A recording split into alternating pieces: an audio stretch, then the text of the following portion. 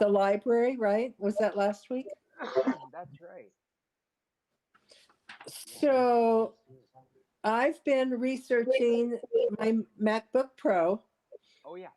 Okay, currently I have a Pro 13, 2015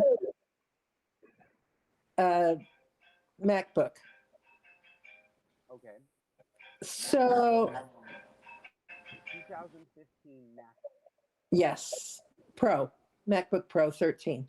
That's what I have right now. So I'm looking at a 13-inch with either 24 GPU and 1 TB or 8 GPU and 1 TB. Hello, Cheryl. Oh no, sorry, 16 gig or 24 gig of memory. Is it worth $200 to bump up to the 24? Is my question. It's an existential question in my mind. It is because we've talked about this computer before. Let me Yes. say this is the San Carlos Computer Club and this is our start time and we haven't had a formal introduction yet, but I'm Scott. So if you need help, give me a call. International Computer Solutions. We're here all over the internet ready to help you. The we've talked about this Mac platform in the past, and one of the real disadvantages in my mind is failure because everything is built onto the same motherboard. And so if you have a problem or you want to upgrade, there's there's no path for that. You're buying an absolute device. It's an appliance. You're buying this computer the same way you buy a microwave or you buy a TV for your living room. You're not looking at any kind of expandability outside of connecting a cable to it and what that USB-C standard is.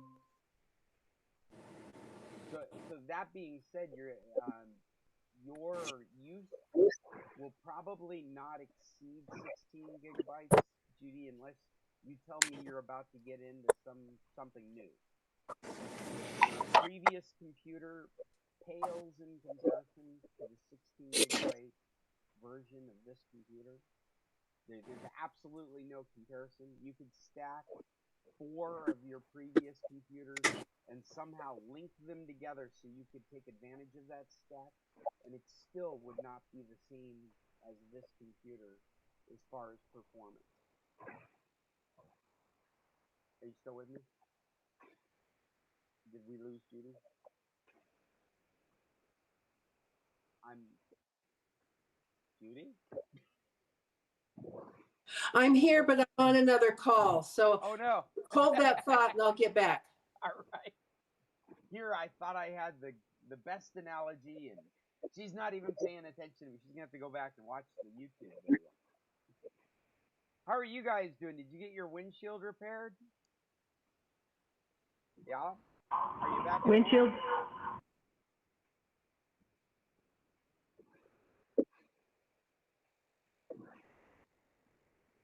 You're muted, Cheryl. Sorry. Windshield is repaired, and it has been. We did a special package where they put a film on it and replaced the windshield wipers and all this kind of stuff.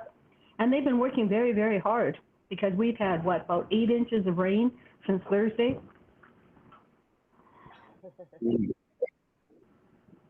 you've had plenty of tests. You know it doesn't leak, and you know the windshield wipers work fine.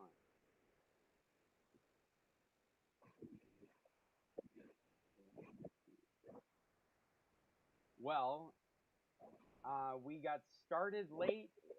Judy had to send me a text message. I was working on bed and breakfast stuff. I was ready to go, but working on bed and breakfast stuff, so I didn't join the group until minutes before we hit the record button and went out on YouTube. But we are live right now. And I'm back. And Judy's back. Okay. So the analogy I was making is that the 16 gig or I don't know where I lost you, but the point I was making originally was you're buying an appliance with this computer. Mm-hmm. It's like buying the TV set for your living room or a microwave. You're buying the features that you can see before you right now that you would take advantage of.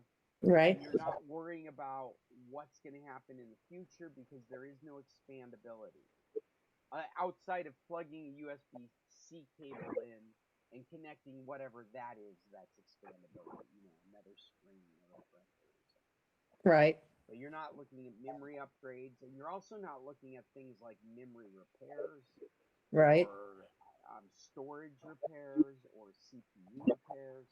If something fizzles on the computer, and I've had to accept that with my Mac Mini, that's the whole computer, basically. Right. It's more than 2/3 the price. So you're really balancing what you think you're going to be doing with this, knowing what you know about it now, versus how much money you want to pay to be able to do things you can't imagine you're going to be doing in the future. Right. And the reason I say that is because the 16 gigabyte version of this Macintosh is so much more computer than you're using right now. It Mm-hmm. absolutely will replace 4 to 8 of the computers that you have right now. If you could take the power of 4 of your computers at 2015, connect them together and take advantage of all that power at once, it would still be less computer than this 16 gigabyte MacBook Pro. But me being me, I would want the 24 gigabyte if I could afford it.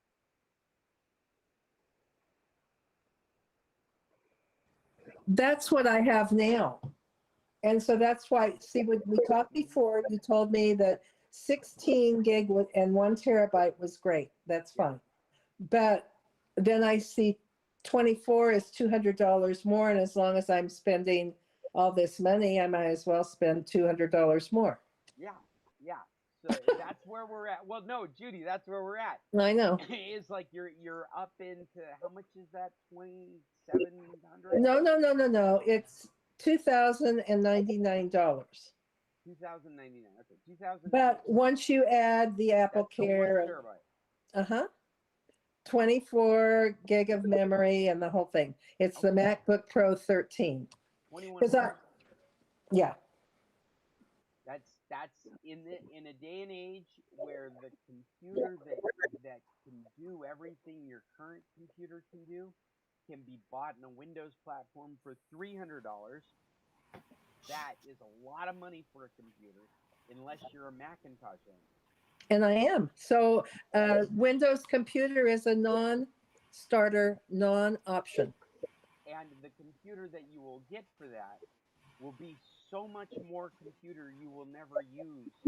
As long as you continue to use a computer the way you do, Mm-hmm. you will never exceed the capacity of this computer.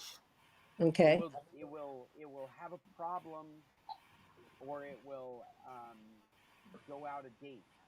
Right. And that's what I think is happening with my 2015, because like I told you, it's starting to kind of have a grinding occasionally. So I shut it down and then turn it back on and it's fine. So.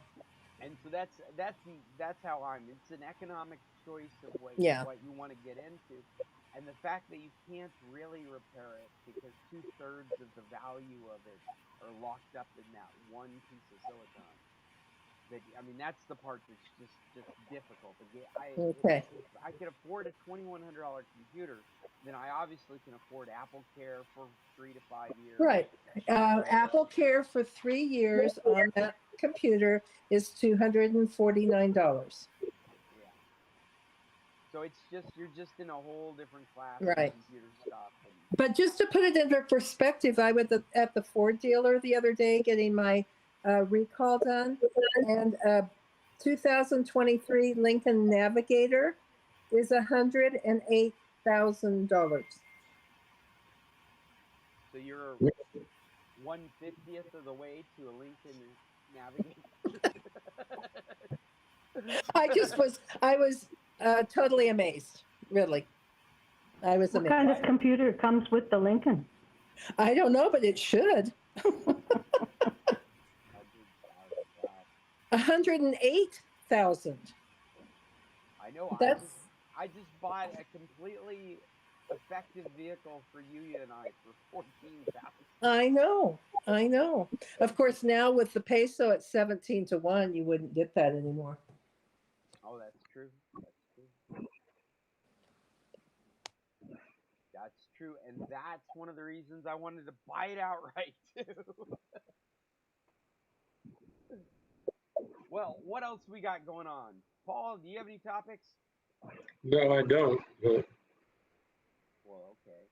I'm just looking at the Apple website here for the MacBook Pro, just looking at the different models and stuff like that.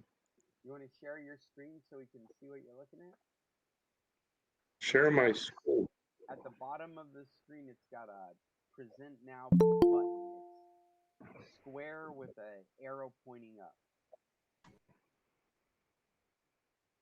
And then it'll ask you, what do you want to present? And you could say your whole screen or a window, and you could choose what you're looking at. It would give you a little preview of the Mac screen you're looking at when you hit window, and you can select that particular window. I have to hit the three dots before I can see the little square. Well, you're on an iPad. I am. Here comes Paul. So they have a 13-inch MacBook Pro for 29,000, well, actually 30,000 pesos. Oh my gosh, you're on the Mexican site. Yeah, starting pay in 6 Mexican months, no interest. And then the 16-inch are starting at 45,000 pesos. The And, 14 and 16 are really big. I don't want that. Yeah. You know, I'm not into having that big to carry around with me when I carry it. So that's Okay, the starting 13 price if the peso is 17. I mean, if we what was that the exchange rate? What would you say it was? Yeah, 30,000? it's yeah. 30,000. 30,000 pesos.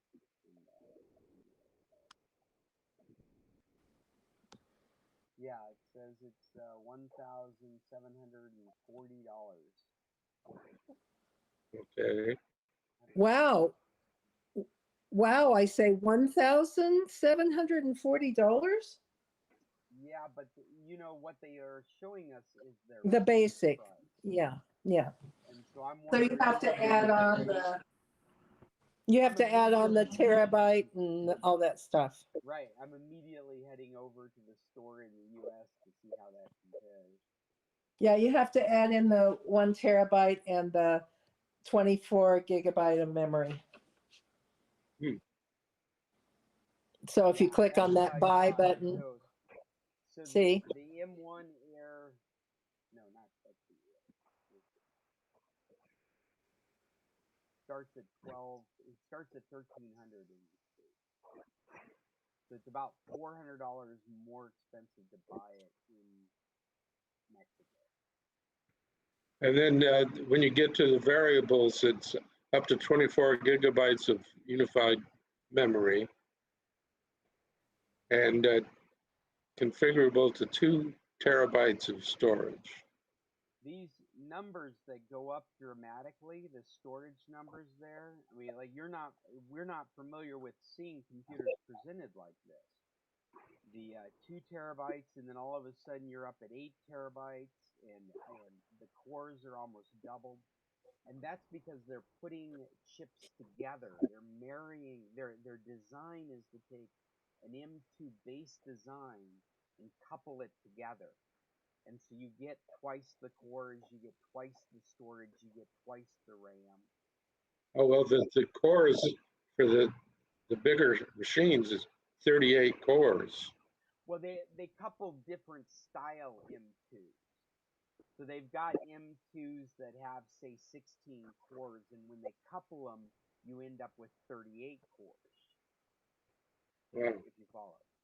They've got M2s that have 2 terabytes, and they couple them, and they end up with a 4 terabyte, or 4 terabytes, and they couple them, and they end up with 8 terabytes. but they've got a variety. You know what I'm realizing is I'm doing all these hand gestures. I don't know if it helps or not, but nobody can see it. But yeah, they're marrying. They're taking like two M2s. They've got a technology that bridges them together, so that all of a sudden, instead of just two or just 4 terabytes, you've got 8 terabytes of space. And just 32 gigabytes, you have 64 gigabytes of RAM. Simply through that technology, that bridging technology. It's Yeah. intriguing, but they're selling it at a premium price. What would be very interesting is if they would license it out so that you could use this technology to build by other designers. Like HP could put together a supercomputer that would just be a stack of these chips doing something. Something that would bring down the price of all this. Yeah, the 1 terabyte of storage is an extra 200, and the 24 gigabyte of memory is an extra 200. Well, what is that 1 in 400? I mean, like $400 increase in price for the base Right. model. So what is that? An upgrade? That's what is that markup? I don't know. Yeah.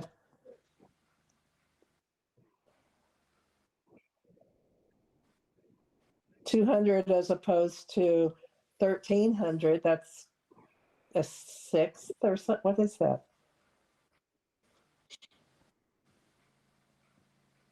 I don't know. I think it's a 20. Is it 25% markup?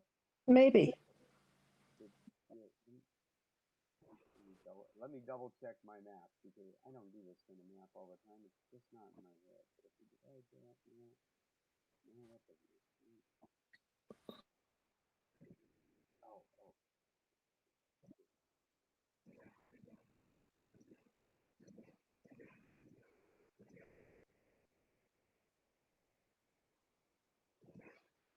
And then it has a trade-in offer for your current Mac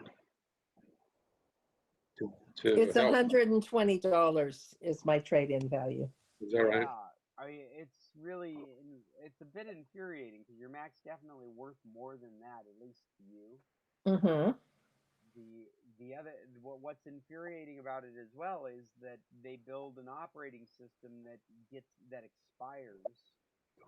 So really, the only thing that's making your old Mac become less useful and less secure is them, who's giving you very little money for it in the first place. But it's not a matter that it's less secure. Well, it is, because as the operating system expires, there will be security vulnerabilities that won't be repaired. Well, yeah, but that's why I do the updates. No, Right? that's what I'm saying is we're talking about your old device. Yes, Well, that's why I do the eventually updates. fall out of date. Yeah, but they haven't warned me about that yet. You would think since it's 8 years old almost, that they would be warning me. Yeah, well, the other way to think about that, Judy, is it only is worth $100 because it's still not expired. Yeah, that's true. That is true. Yes. Right? Like, yeah. If you suck the life all the way down to the marrow to the bone, they're not going to give you anything for it. Right. Because it has right. no value any longer.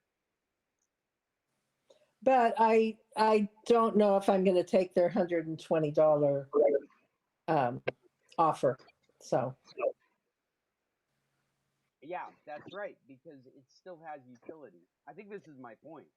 Yes. It still has utility, and so you'll continue to use it. You won't take the trade-in offer.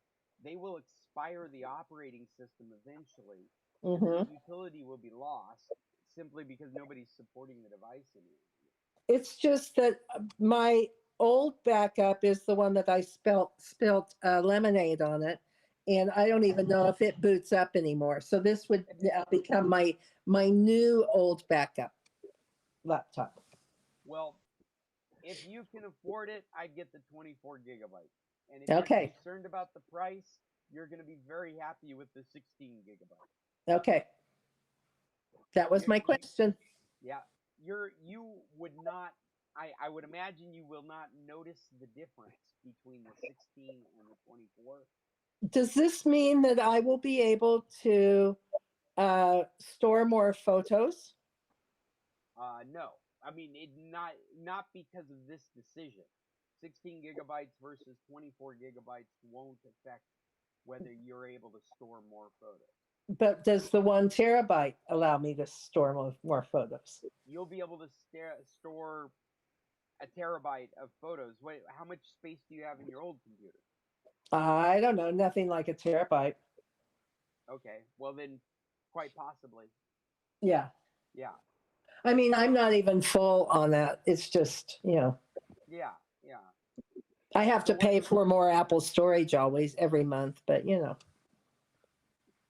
Well, that's not your computer. That's your iPhone. Exactly. Yes, I know. They're all, actually, my photos are on all three places, on my iPad, on my iPhone, and on my right, but laptop.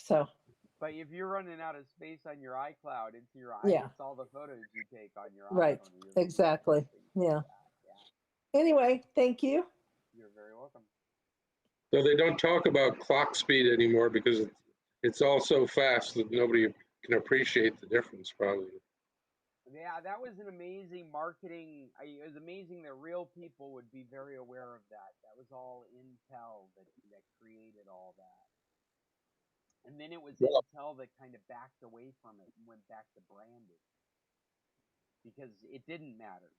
All our PCs ended up the clock speeds for having a good computing experience fall between 2.6 gigahertz and 4 gigahertz in the consumer space, and under 86 architecture like Intel or Intel clones, the thermal threshold on that it becomes very difficult above 3 gigahertz. Things get really hot above 3 gigahertz. So you need some real engineering for cooling as you approach 4 gigahertz. And that's one of the things that Intel's been battling with is redesigning their chips. The latest generation, the 12 and the 13s, are much cooler, but they're nothing compared to these Macintosh chips. The newer chips can definitely run faster, but they're like a hot rod. They've got to be able to handle all this heat that are coming out of it. One of the things that Intel has done recently is they've taken the governors off of their chips, whereas before they would self-govern to make sure that they wouldn't run hot. Now they encourage them to run hot. They're built to run hot. The manufacturer's got to add adequate cooling, but they've like designed outside of those constraints now because this M1 technology that Apple has is so unique. They need to get the speed back, the performance. They're battling on performance. They're not battling on battery life. If you follow what I mean.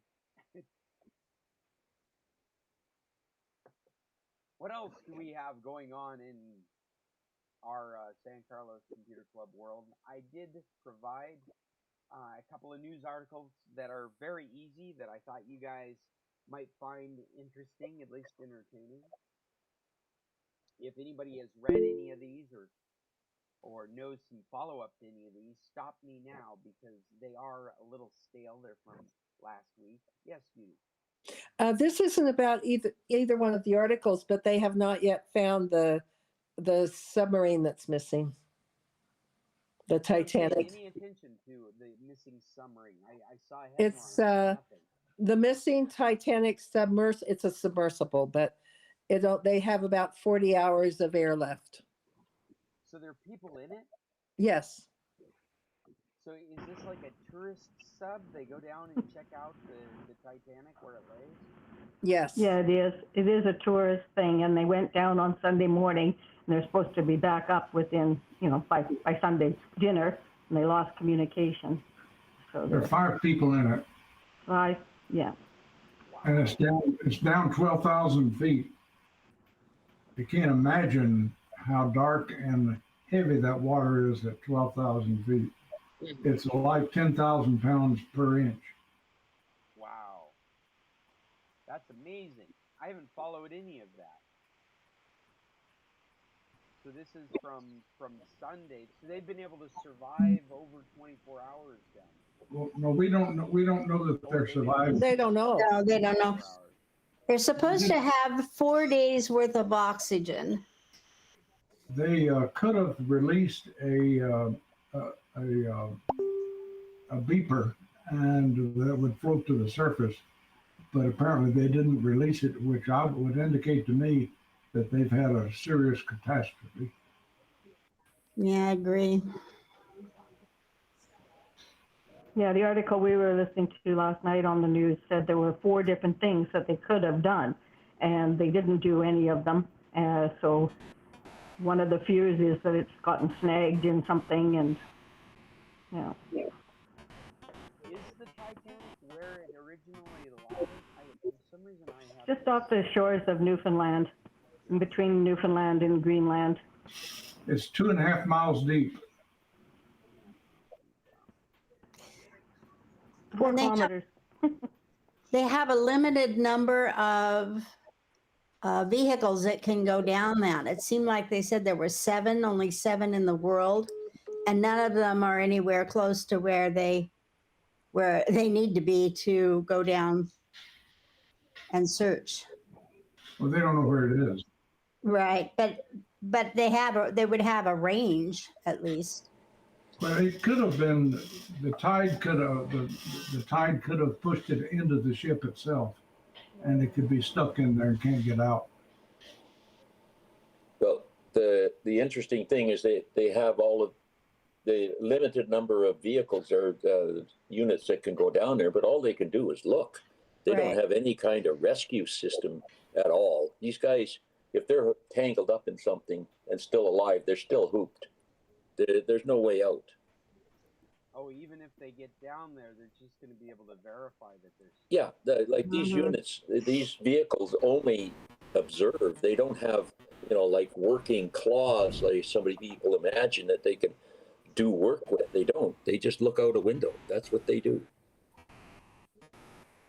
Wow, that's scary. I don't think I'm interested in tourist. Well, if you're a bored billionaire, it's probably something you could do.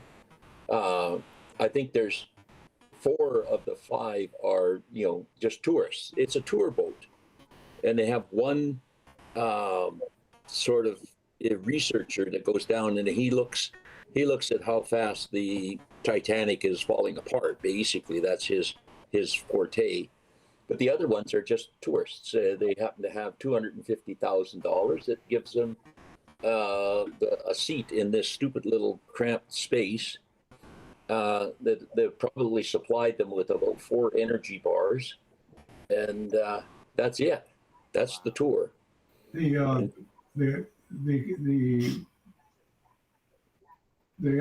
ship expert that is down there also brought his son with him.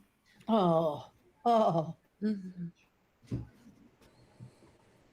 He's reported to be a Titanic expert and has his son with him. Can you imagine paying $500,000 to go look at that thing? Yeah, but those guys don't care. If you have to ask the price, you can't afford to go. Yeah. That's chump change to those guys. It's the same as the guys that buy their way up on one of those spaceship tour things. It's $250,000, $500,000 to go up and come down, and it doesn't mean anything to them. One of the Money doesn't mean anything to them. The money doesn't mean anything. Money just doesn't. Yeah, at some point Yeah. you just have more money than you'll ever. It's basically they go to their financial controller and say, which pocket are we taking this out of? It doesn't matter to them. But they're going to have a really cool gravesite. Yeah, everybody's going to go out to that spot. Well, there's nothing left of the other people that are down there. So, Mhm. maybe this thing is sealed up. They might, their bodies might survive down there for a while. Who knows? You'll notice I'm just a slightly unsympathetic for these people. You're a little cynical, Bill. I can hear it in Yeah. your voice. I don't No, want to admit it. no. Well, I'm feel very deeply. I lost sympathetic. sleep last night. Gosh, can you imagine what it must be like, though, to be down there and know that you are stuck? Or maybe, luckily, they don't know that they're stuck. Well, Maybe it was in something instant. Yeah. You Oh, we say see that somebody debris. brought their son. Is that a child? Is that the reason No, we're no, mentioning he's it? a grown person. Oh, a They grown didn't- person. Okay. They didn't say. Yeah. Uh, I One would of- hope everyone that was down there chose to go down there and do the risk. Even if they had just an electrical failure that they can't communicate with, and they have the oxygen, doesn't matter. It's sub-zero down there. It's cold, and it's electrically heated. They also So- have a CO2 problem. Yes. And the cool part is when they're getting ready, they load the people into this and they bolt it shut. There's no way out until you get back to the surface. I guess what's the point of getting out when you're that deep? Yeah, it's kind of like being in outer space at that point. The Yeah, Coast Guard just You gave couldn't some get kind out. of an update about You couldn't. a half an hour ago. So, You couldn't get out and live. Oh God, you couldn't even open the door. No, not at 10,000 pounds a square inch. No, it's impossible. But if they had a catastrophic failure, you're right. It's instantaneous. The whole thing just implodes. There's nothing in there. What if you roll down the window and swim out? Swim to the, Well, yeah, the theory is you have to roll down the window and wait till the water quits rushing in and then swim out. yeah, right. You sound about as sympathetic as me, Paul. Takes 3 days to get to the surface. Yes, in that Is that machine. true? Yeah, it's a long trip down and back. It's complicated. Wow. And here's the kicker. The guy that runs it was showing Wait a off second, the. with that kind of distance, then does that mean that they could just have communications problems? Yes, they do. Yeah, oh yeah. Yeah, they don't have any communications. Right. Well, but they- does that means that we just don't know? I mean, they could be on their way back and they just can't say anything. That could be. But their only means of communication that I understand is the old submarine sonar ping. They can send one of those, and they're supposed to send one every half hour to indicate they're okay. And they're not doing it. And it's been 2 days since they heard anything from them. there was an update 25 minutes ago from the Coast Guard saying that it's about 900 miles off the coast of Cape Cod, and that 10,000 square miles have been searched so far, with aircraft and other equipment looking on the surface. So it's not really. So basically, they don't have an update. Not really.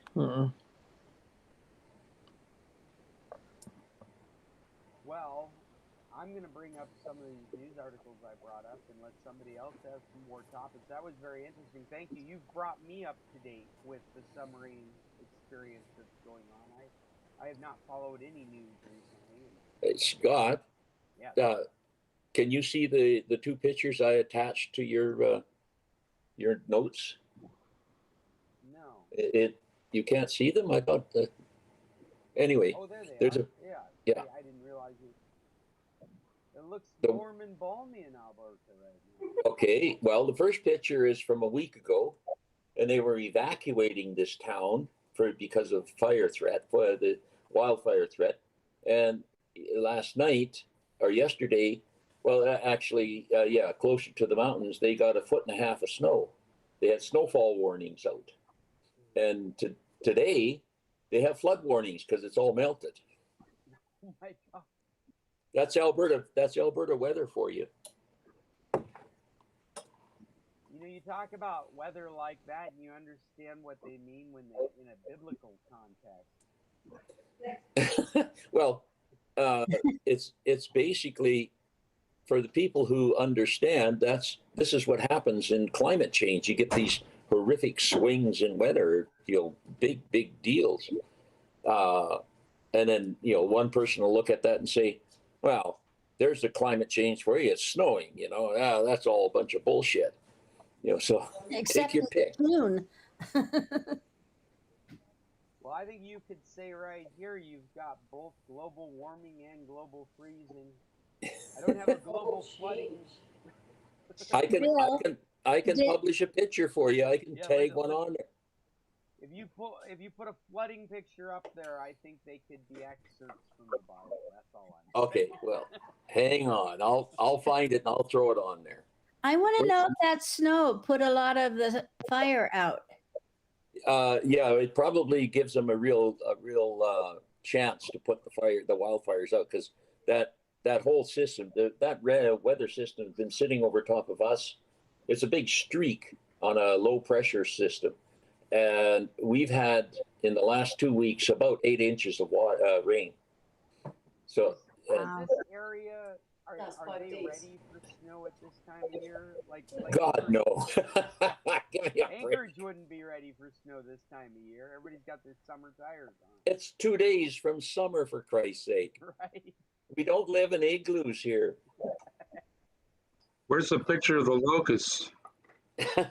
Well, actually, no, you got to go to Vegas to see the picture of the locust. They have did have a locust outbreak about 2-3 weeks ago. They were just everywhere. When you walk on the sidewalk, City, it crunched. All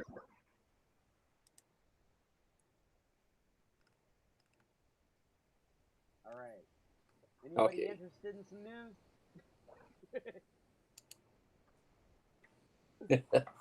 Is it happy news?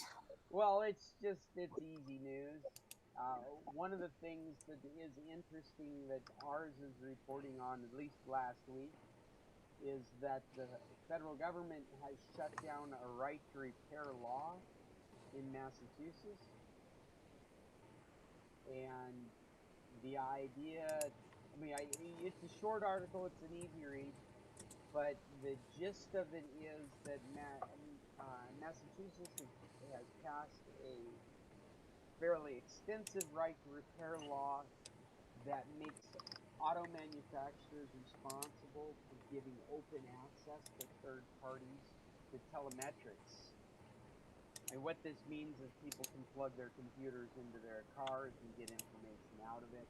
And the latest standards for that are wireless, and they were including that in the law. And the federal government is asking the automotive industry to not recognize this Massachusetts law because federal law should trump state law. You can already get there's a lot of things around this that are really odd. The reason that they're saying this is because the telemetrics is considered at least as it's proposed, there isn't a system to keep that secure, and that the idea that a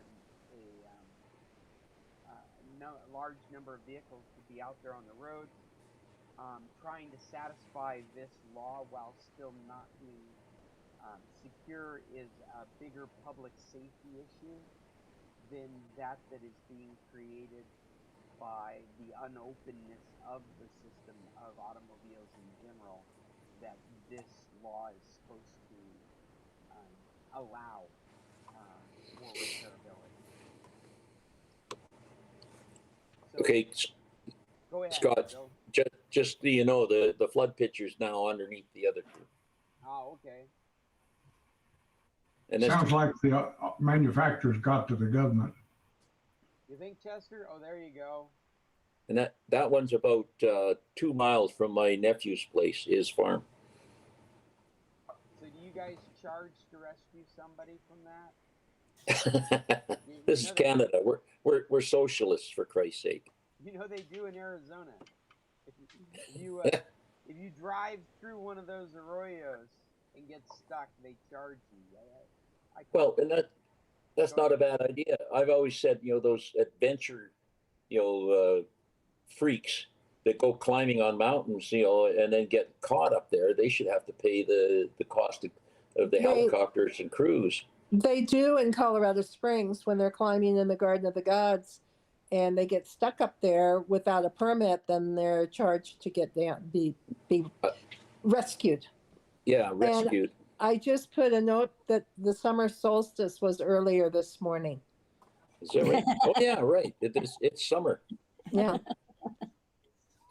They charge in Alaska too. I don't have any facts about it other than I know that that was a big deal at one point when they decided to start charging people, especially for McKinley when they do stupid stuff. It's Well, not McKinley anymore, it's Denali. as far as I know, you can do the stupidest things, like take off hiking up into the mountains with shorts and a t-shirt and nothing else, and get rescued up there. It doesn't cost you anything. I think that's how it works here. Wow. See, in a socialist country, you have that kind of. Oh, goddamn communists. They're going to be coming over here pretty soon. I hope you're ready.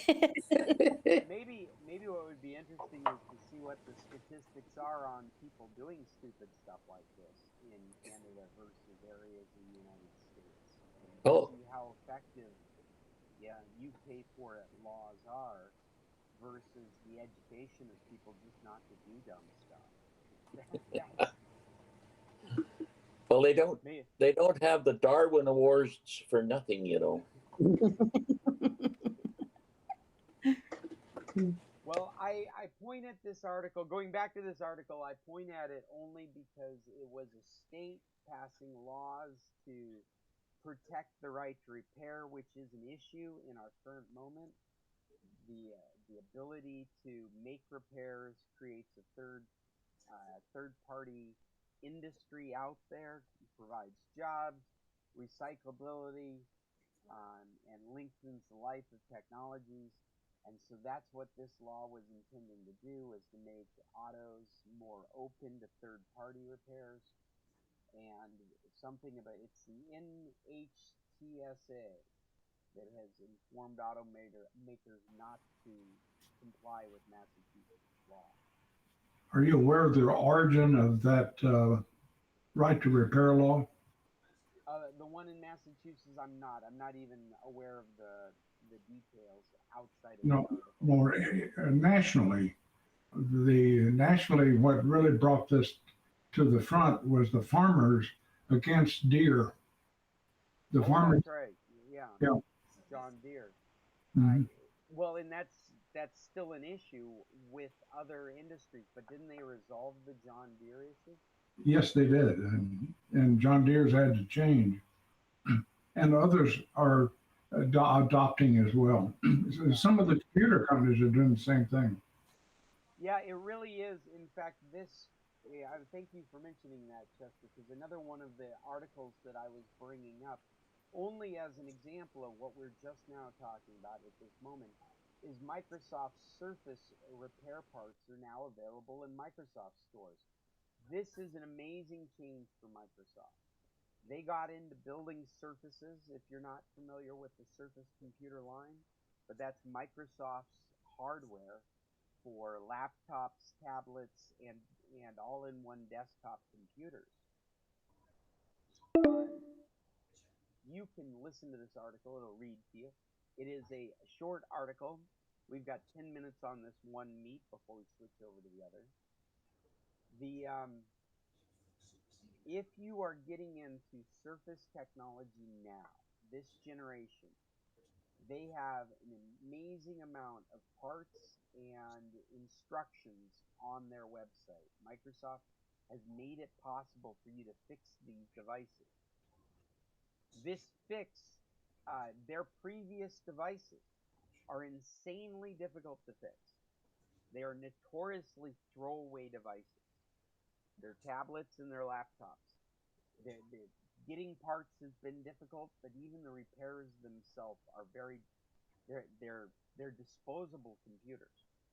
And so Microsoft has done an engineering change, and a major pivot from the way that they were building products into a product line that can be repaired with instructions online and parts that you can order right from them. So this is very impressive, I wanted to point out.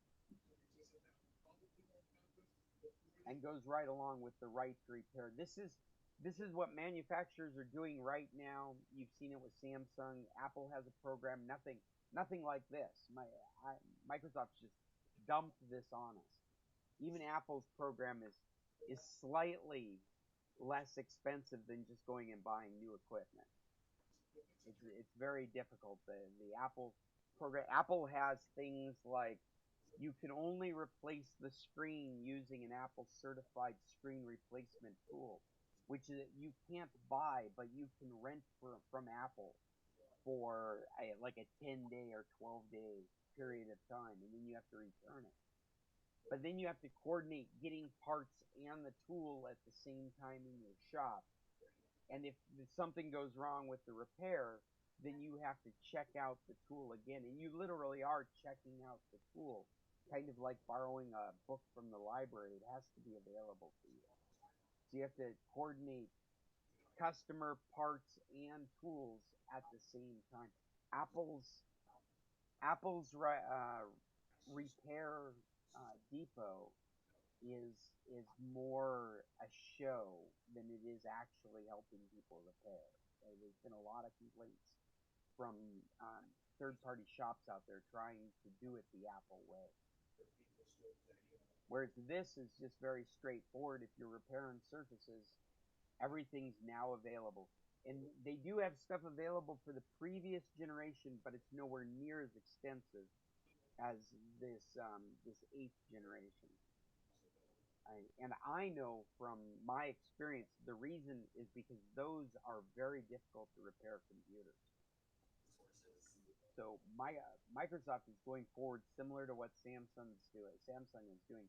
They're going forward knowing that their customers will want to be able to repair these devices and providing parts and instructions on how to repair these things.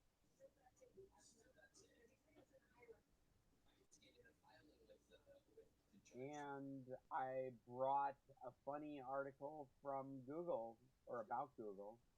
We've talked a lot about AIs, and Google has their own. We've talked about it a bit here, called Bard.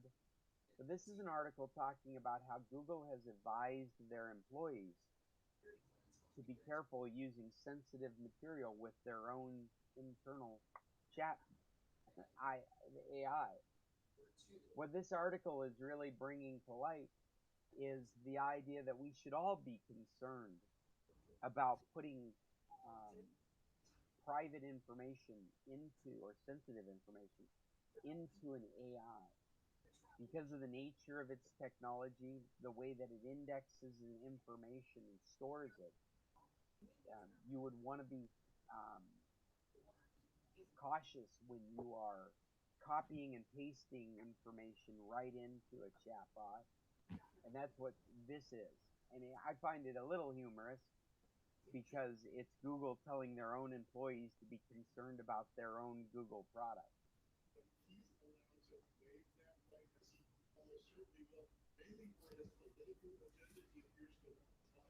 Just kind of a follow-up on the things we've talked about with AI in the past.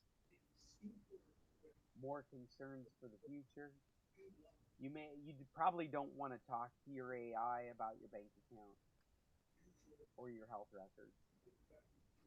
Or maybe you do. Maybe it's that kind of AI. I told you about my experience taking my lab results and sticking them in ChatGPT. I don't know if you remember. I am sure I told you about it, where I wanted to see if it could analyze it, and so I copy and pasted my blood test results into ChatGPT, and in the same breath, Chat GPT said that this was normal. Oh, those individual results, as I Googled them, would say that there was things that were abnormal. And Chat GPT in the same breath would say it's not healthy, but it was normal for 70% of males my age from the United States. I just found it humorous how being unhealthy was normal for 70% of males my age in the US. But I guess that's what an AI would say. I'm sorry, I've run out of topics. I'm just babbling. Does anybody have anything they'd like to contribute before our timer goes off? We do have 4 minutes left. Should we move on to the next meet? Everybody's so quiet. Do we have any recommendations? I'll see you next week. Unless you have well, if we have recommendations, I think we ought to move over. Oh, okay. Well, I've put one on the list that I didn't get to last week, so we could move over, and if anybody else wants to share anything. Okay, I'm going to the next meet.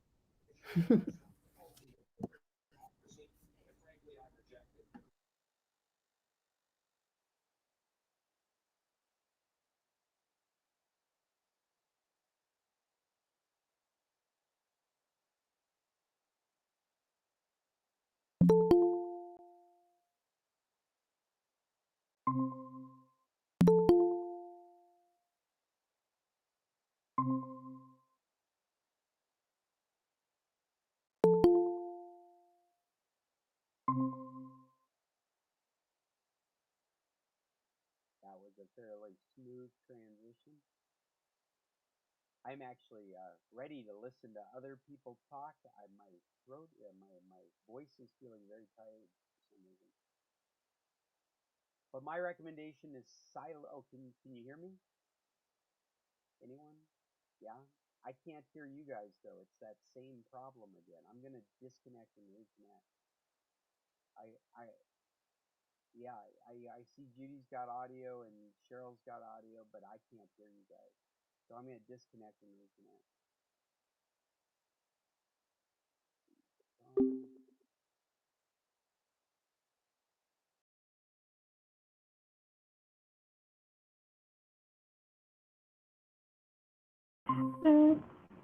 He's back. Yeah, there's one boy that would know. I can hear now. Okay. I think we lost some people. They're coming. Oh, nope, here they come. They're waiting Oh. for me to let them in. Maybe it was Yeah. because I was still in the other meet. I closed the other meet. Yeah, I had to wait to be entered. We've got an echo off of you. Oh, maybe it's Bill.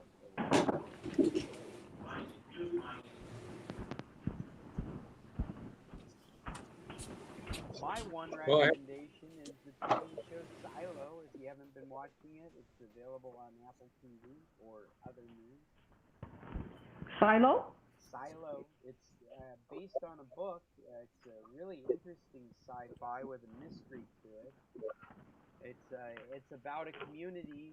I think it's supposed to be the last 10,000 people on Earth that is living in a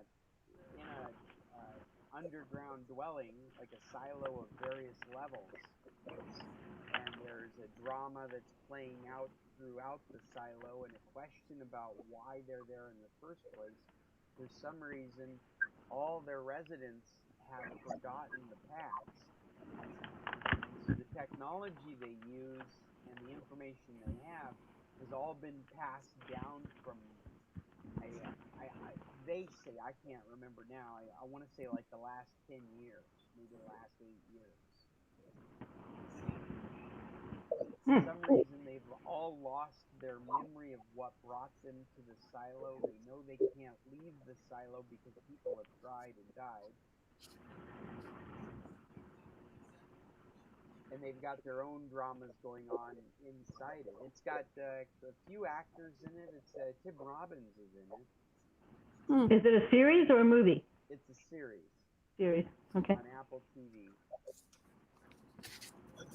Well, I've got a free 3 months that I can activate because I bought a new Apple product. So I'm waiting till the end of the you must activate by kind of thing, and then I'll get it activated. But we're going to go do some babysitting for a week, and I'll get it activated for them. I've been seeing all of these, Netflix coming in June, and recommendations, 20 things to watch this summer from AARP and from different people and stuff. So I tried. I really tried. There's one called Jury Duty, and it's on Prime. And somebody from San Carlos told me it was absolutely hilarious. And then somebody else chimed in and said, oh, it's so funny. And we laughed our heads off and all this kind of stuff. So I watched the first one and I thought, this is just weird. Like, I don't get what's funny. And then so I watched the second and the third out of the 8 series. And I think I'm still wondering, what are these people laughing at? So isn't the premise of this show, and I haven't watched it, but I've read about it. The premise of this show is that the main star is the only person that thinks this is real jury duty. Well, he thinks they're making a documentary about a trial, and that's why there's cameras and everything around. But what he doesn't know is that all the other people on the jury and the judge and everybody that works in the place, they are all actors, and they are in their roles. And I guess it's funny, but like he literally, because I watched interviews with him later, and he literally thought he was on jury duty. Yeah. And that the reason the cameras were there was for a documentary about the process. But he was evaluating a course, or a trial. He was evaluating a trial, and that's what makes it funny, is his reaction to all of what's going on. And all these strange characters, because they're very stereotypical. They're very in their role, and is this like reality show? Well, that's what I called it, a reality show. And they said, well, no, it's more like a fake. It's probably closer to Parks and Rec than it is, or The Office than it is. But the big difference, the hook, is that it's all played off like it's real, and there's one guy that thinks it's real. Yeah, and he's the most interesting character to me. He got done with this, and all of a sudden he was a TV star. He had no idea. You should watch an interview with him, because it's really interesting. He's just beside himself. The other one I watched is a movie. Oh, I think I'm coming through yours, Bill.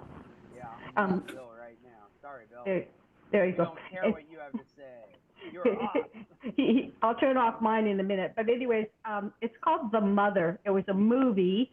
Angelina Jolie, I think, or Jolie. I'm not sure how you say her name. Anyway, she's the mother, and it's one of these action-packed things, but I just thought it was pretty shallow, and shoot 'em up or whatever, and I don't highly recommend it. This is your anti-recommendation? My anti-recommendation, The Mother. Time on it. Yeah. Life is short. It's a bad movie. Now, I have had 2 different ones recommended to me, and I can't seem to find them anywhere, and I'm having a hard time with Stremio. I think that the Stremio, we talked before how it needs to be updated, but haven't managed to do that on the Fire Stick. And the Fire Stick is doing something funny with Facebook, too. It won't let me watch, like Facebook Watch I used to be able to do on the Fire Stick, and it says no longer available on this device. So And I'm trying to put a Facebook app on so I can do things on the big screen, and it won't let me do that either. Those are all, to be able to do that kind of stuff is always interconnection relationships between Facebook and Amazon.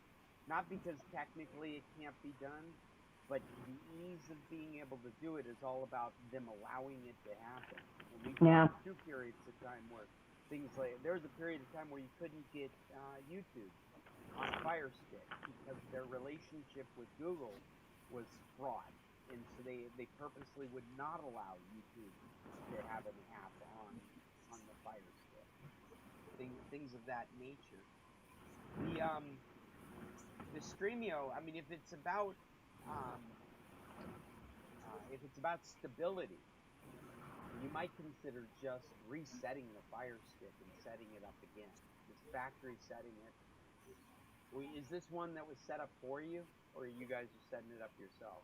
No, I've downloaded all the apps and put all the things on it myself. So it would mean hooking up, like my TV channels and stuff. It means putting a code in and all this kind of stuff. And yeah, it'd be nice if we could just be fixed easier than resetting.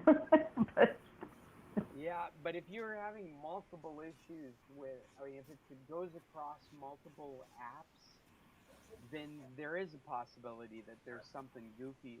The Fire Stick, even though it's amazing technology, does not have a lot of memory in it. And so it's not hard to imagine getting in a situation where you've got some corrupt files and they're just jamming up the works. What you could do, Cheryl, is you could go into the apps and you could clear the caches of each app that's having problems. Under settings, you can list the apps. You go into your Fire Stick settings, that gear, and then you choose apps. And that'll be a list of apps. I think you actually specify like downloaded apps. I don't have it in front of me, but It's called the library. It's your library. When I go to your library, my library, it's got the apps that I have put on there and my most frequently used and that. Well, what I'm describing is different. This is in settings. Yeah. And it's a list of your apps in settings. And then when you bring up the properties from that list, there's an option to clear the cache and clear the data. Okay. So this is the only thing I can imagine you could do without having to reset the whole stick. Is you could go into the problematic app and choose clear cache. If you clear data, that'll erase your account. So you'll have to sign back into whatever that app is. Mm-hmm. Clearing the cache should just eliminate any of those temporary files that may have stacked up and not cleared themselves out. Okay. Okay, I'll try that. That might help. Judy, you had your hand up, and then Chester, you had your hand up. If Judy's still with us, if not, we'll go directly to you. Okay, yeah, go ahead, Judy. I am, and I was just saying that I did start watching FUBAR. Oh, how was it? I do think it's pretty funny. I like it. This is I mean, it got horrible. One, Yeah, right? it got horrible reviews, but I kind of like it. It's okay. All right. I haven't bothered to watch it yet, but I want to check it out. Chester, what did you want to say? I have a friend that introduced me to a new streaming service. Oh, yes? And it has 15,000 channels. Oh, my God. And the reason why I got into it is so I could watch football this fall. But the program is IPTV. You might see if you can Google that. It's $20 a month. It's actually a service called IPTV. That's the name of it? Well, that's what the program is on. I'd have to go on to Google, which I can't do while I'm talking to you. Well, And yeah, I only ask because IPTV is really the like the protocol a number of service providers use, including things like that box that Linda's always talking about. Right. Well, next week I'll try to have the exact name of the service. I intended to get it before this week and I forgot. Okay. Well, yeah, that would be interesting to know. What I'm trying to remember what it is Linda uses. It's Dream something, isn't it? Linda used to use US TV. I think it was called US TV. No, no, Not no. anymore. This is the streaming box stuff that she does. I Right. think it's like Dreamcast or Dream something, but I can't remember at the moment. Dream TV. It's too bad she's not with us right this moment because she's just full of that information. And I would rather have her tell you about it than me because I did get her service. Oh, you are using her service. Well, occasionally. Okay. I also, well, I've had a real issue with DirecTV. They're just horrible. But anyway, I did buy one of those little inside antennas that you get local channels with. Mine was a clear TV and it works great. It clicks off and on a little bit. And then, so I have all my regular channels there. And then I have my Roku that has other things on it. And then I have her service, which does have lots and lots and lots and lots and lots and lots of programs and channels. Oh, I've got a story that I totally forgot that I should share with you guys. We watched the Hulu movie Hot Flaming Cheetos. Yeah, I've seen that. It's awesome, but Is that's it not good? the story. The story is that we watched it using Streamio.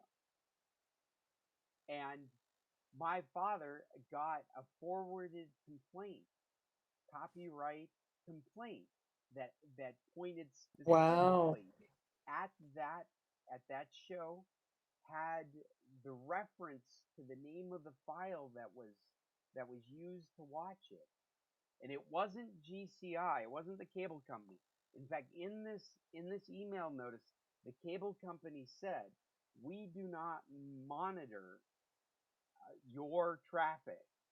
This has been forwarded from a copyrights disputer filing a complaint that they saw that this was being watched on our network through you." And then it had a big legal reminder of the terms of services of the cable company, while also making it very clear they are not the ones monitoring what's going on. They have no relationship to monitor for copyright protectors. So somewhere down the chain, I can only imagine it was the the site where the file was coming from was being monitored and watched by this rights protector. One of the things that I noticed about this particular file that we watched is there wasn't a lot of availability. So we're in Streamio, and you can tell in Streamio the availability of files. This particular file, for being as new and as you would imagine people having an interest in it, there was really limited availability for the file. And I wonder if that's not a telltale sign of whether you're going to end up dealing with a rights protector, somebody that's out there like playing whack-a-mole with people, that the indicator being that there's less availability because there's someone out there going, "Hey, you can't do that. Hey, you can't do that." Versus you do a search on Streamio and there's 100 files available.